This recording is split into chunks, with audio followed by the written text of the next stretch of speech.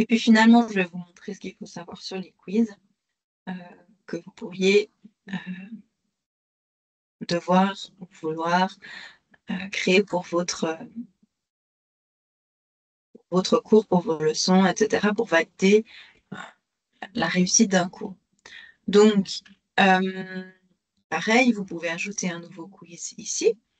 Vous avez toujours les mêmes options, modification rapide, modifier. Vous pouvez également cloner des éléments si par exemple vous avez une évaluation type de cours que vous voulez pouvoir répliquer, faire des petites modifications, vous pouvez la cloner. Vous pouvez aussi insérer le même quiz à différents endroits, dans différentes formations.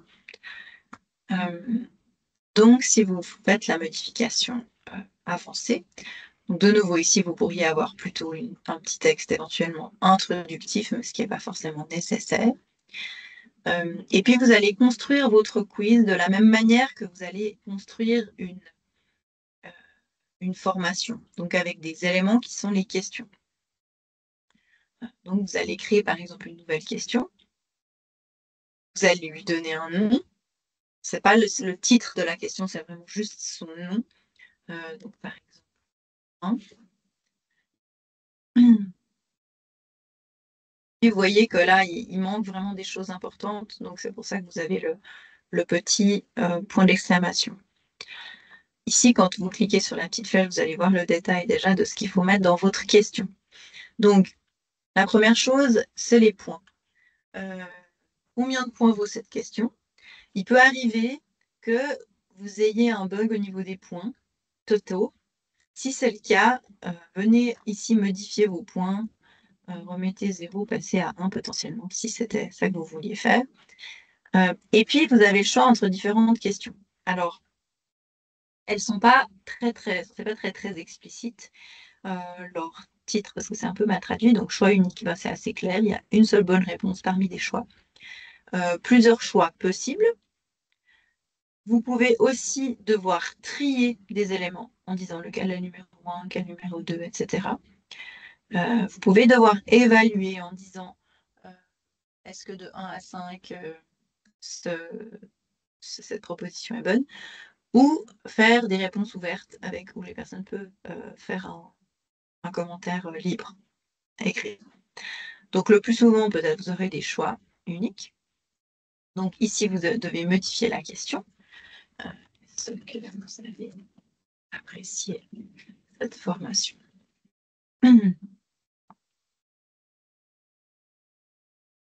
Et maintenant, vous devez mettre des réponses. Donc, ça peut être... Vous devez mettre à jour ici, ou bien... Et ensuite, nous indiquer ici laquelle des réponses est correcte. Alors, dans ce cas-là, ça n'a pas beaucoup de sens, n'est-ce pas? Parce que vous ne voulez pas que ce soit... Enfin, voilà, c'est pas il n'y a pas une réponse correcte. Mais dans le cas d'une réponse correcte simple, c'est ça que vous feriez. Vous direz, voilà, il aura un point s'il dit oui, beaucoup. Et puis ensuite, dans la paramètre de la question ici, vous pouvez ajouter, si vous voulez, un message pour dire, pour donner l'indication sur pourquoi c'est la bonne réponse. D'accord? Génial. Tant que ça ne vous est plus. Et puis, si vous voulez, ne pas avoir un message différent pour une réponse, pour la mauvaise réponse, mais vous pouvez aussi ajouter un message pour la mauvaise réponse. Mauvaise réponse. Vous êtes obligé d'aimer. Voilà. Si vous voulez, vous pouvez donner un type, si la personne n'a pas... Si elle peut choisir de vouloir un type. Et éventuellement, vous pouvez différencier les points, ça je ne suis plus absolument sûre à quoi ça fait référence. Donc, enregistrez vos paramètres de questions. Et puis, vous pouvez évidemment réorganiser vos questions. Et voilà. Donc, vous avez par exemple ici on a une question ouverte d'essai, donc ça se présente comme ça. Suite à cette formation, que vas-tu faire différemment? Voilà, on a juste la question. Et puis ici, on n'a pas classé, pas de points attribués, parce que c'est pas par défaut, il n'y a pas de points quand c'est une question ouverte. Bien. Maintenant, on va avoir des questions, par exemple, comme ici, d'évaluation. Là, on veut savoir quel est ton niveau de satisfaction par rapport à la manière d'aborder ce cours par l'intervenante, par exemple. Donc ici, si je veux éditer, en fait, quand j'édite, on va me dire, de toute façon, par défaut, il y aura le 1, 2, 3, 4, 5. Et moi, je vais pouvoir modifier, ok, le 1, ça veut dire quoi? Ça veut dire insatisfait, ou ça veut dire jamais, ou ça veut dire pas du tout. Et puis le 5, ça veut dire très satisfait, ou complètement, tout à fait, etc. Donc, du moins vrai au plus vrai. Et du coup, vous devez, voilà, si tu veux qu'il n'y ait que 4 options, 3 options, enfin 3 niveaux, vous pouvez en mettre autant que vous voulez.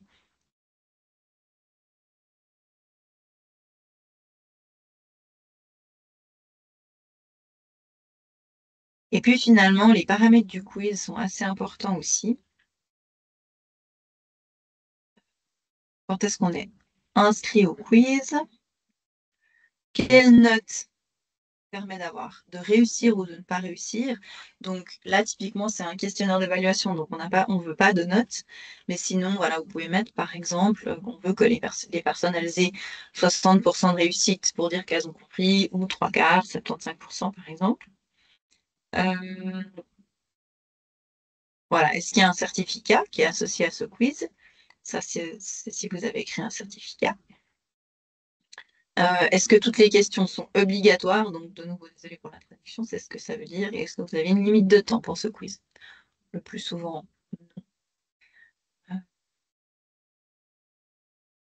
Voilà, vous pouvez choisir si vous voulez que toutes les questions s'affichent à la fois, comme j'ai choisi ici, ou une question à la fois. Donc, une question, cliquez Next, une question, cliquez Next, etc. Et puis, ce qui est important, c'est ici, donc est-ce que vous voulez un message de résultat à la fin? Par exemple, ici, dès le score 0, on lui dit merci beaucoup pour ton retour sur ton évaluation de la formation. Est-ce qu'on veut donner l'option de redémarrer? Et puis, on peut afficher les résultats à la fin, de dire est-ce qu'on veut voir le score, la note globale, etc. Là, en l'occurrence, comme c'est une évaluation, je ne veux pas qu'ils voient tous ces éléments. Je n'ai rien besoin de voir comme résultat. On veut juste qu'ils voient merci. Mais sinon, la plupart du temps, on veut qu'ils voient le résultat et aussi potentiellement, alors voilà, pas tellement envie de classement, etc.